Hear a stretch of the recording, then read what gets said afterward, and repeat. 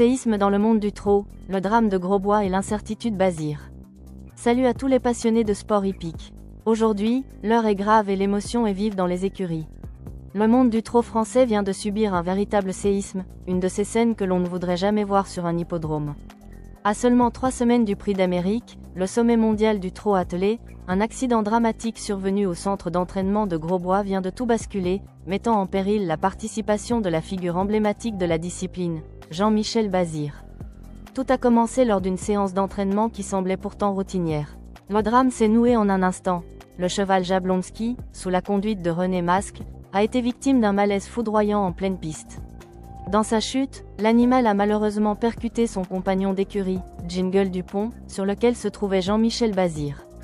Le choc a été d'une violence inouïe. Si Jingle Dupont s'en sort par miracle avec quelques égratignures, le bilan est bien plus lourd pour les hommes. Jean-Michel Bazir, projeté au sol, a perdu connaissance avant d'être transporté en urgence pour des examens. Le verdict est tombé comme un couperet, une main fracturée.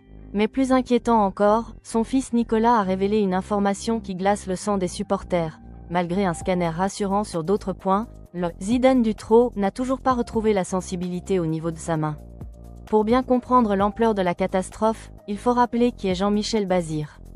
Avec plus de 6000 victoires et un record historique de 345 succès sur la seule année 2006, le Manceau est bien plus qu'un driver.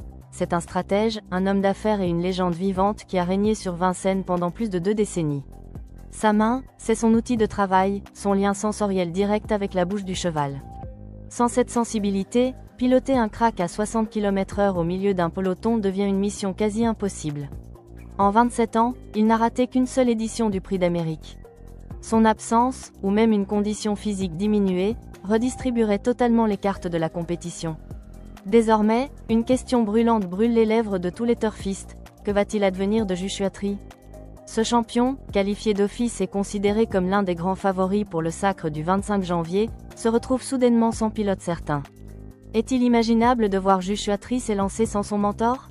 Si le rétablissement de JMB ne se fait pas dans un temps record, qui aura la lourde tâche de reprendre les guides? On pense évidemment à son fils Nicolas, déjà vainqueur avec Hookerberry, mais le temps presse et la pression est immense. Entre le deuil de Jablonski et l'incertitude médicale de son patron, l'écurie Bazir traverse une épreuve de force sans précédent. Le compte à rebours est lancé, et chaque jour qui passe nous rapproche d'un dimanche 25 janvier qui, quoi qu'il arrive, ne ressemblera à aucun autre. Je suis nouveau, s'il te plaît abonne-toi.